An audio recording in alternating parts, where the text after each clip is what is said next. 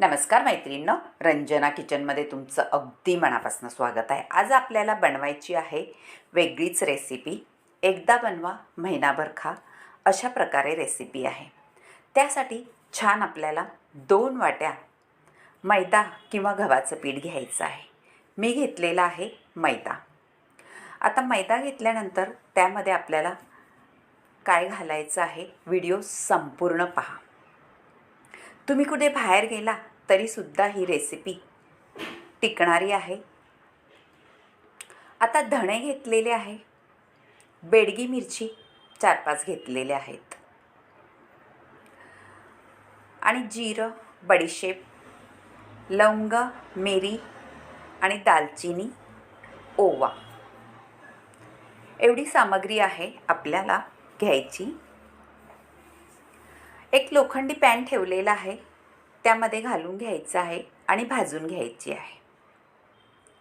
भाजल्यानंतर त्याचा सुगंध अगदी खमंग सुटतो मैत्रिणींनो, त्यामुळे भाजून घ्यायची आपल्याला। त्यासोबत मिरच्याही भाजायच्या आहेत। हे सगळं भाजल्यानंतर त्याची पावडर करून घ्यायची आहे। आता ओवा आहे तो आपण मिक्सरला लावणार नाही, असाच हातावर चोळून पिठामध्ये घालायचा आहे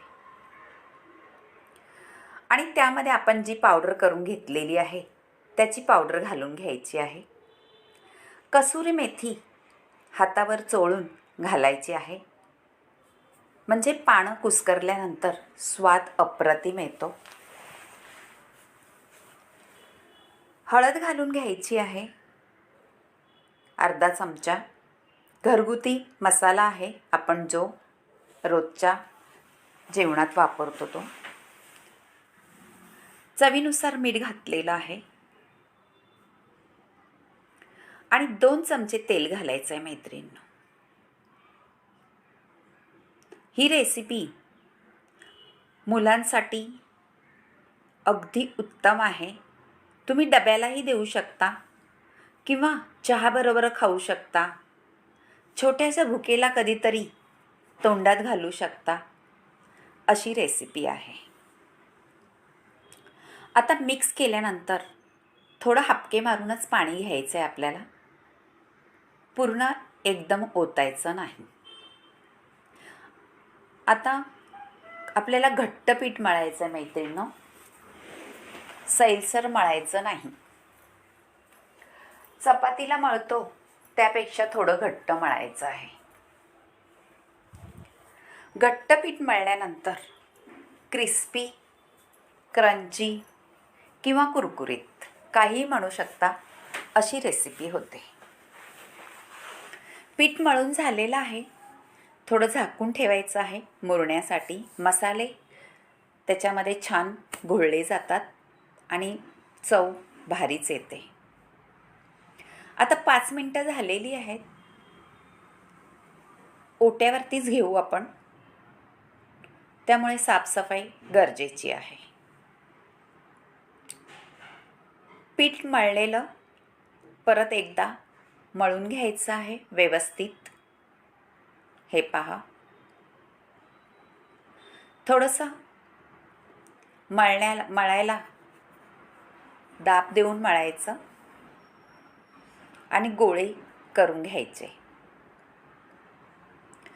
आता एक गोळ्याचा आपल्याला चपातीसारखी लाटून घ्यायची आहे। त्यावरती पीठ वगैरे काहीही लावायचं नाही आणि गरजही लागत नाही पीठ लावायची। जेवढी तुम्हाला पातळ लाटता येईल तेवढं पातळ लाटून घ्यायचं आहे। झटपट होणारी रेसिपी आहे। कुठे तुम्ही फिरायला जात असलात तरीसुद्धा ही घेऊन जाऊ शकता। महिनाभर करून ठेवून खाऊ शकता। ह्या जाडीची आपल्याला लाटून घ्यायची आहे। आता लाटल्यानंतर काय करायचंय पहा, थोडा फोक घ्यायचा आहे आपल्याला, काटा म्हणजे, त्याने टोचे मारून घ्यायचे आहेत.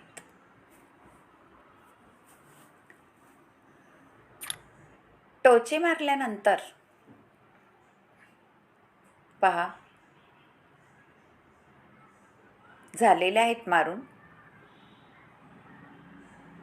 सगळीकडून व्यवस्थित.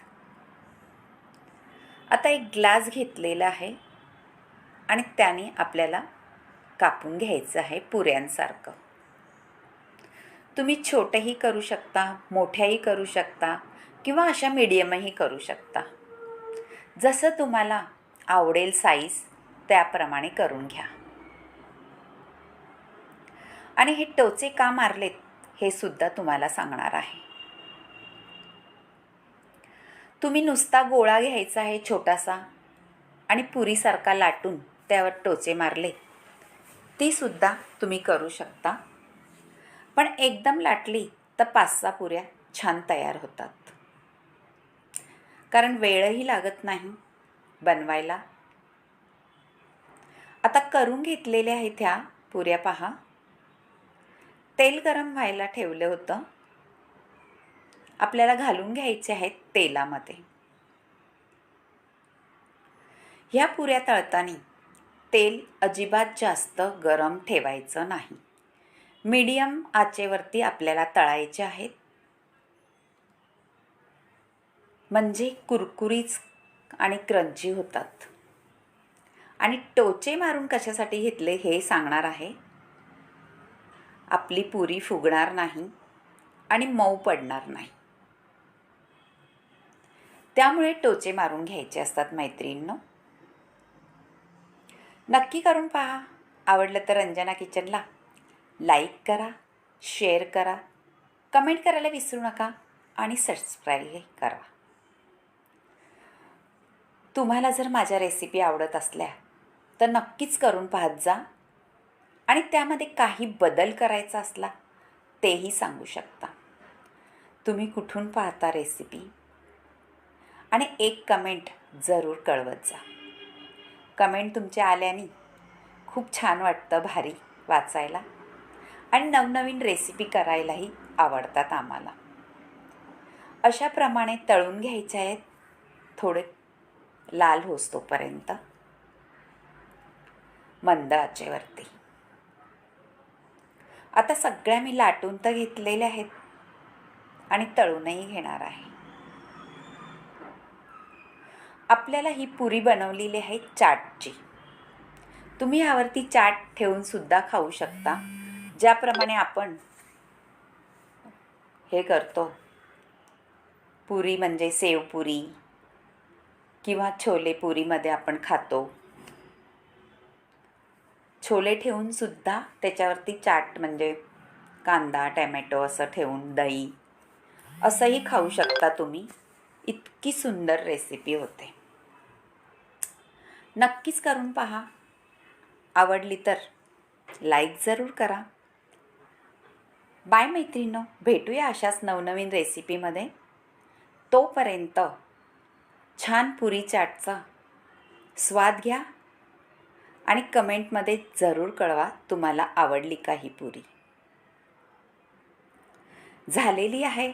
मुलांना तर कधीच कुरकुरीत म्हणून चालू केलेली आहे खायला.